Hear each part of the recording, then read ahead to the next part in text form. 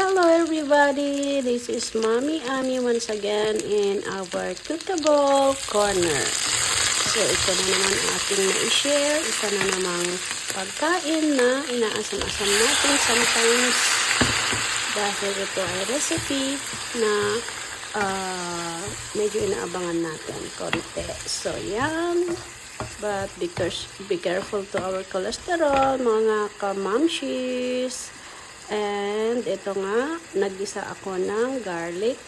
Madaming garlic. Nilagyan ko ng, syempre, may twist siya. Nilagyan ko din ng chili paste. So, yan ang aking buttered prawn with chili paste.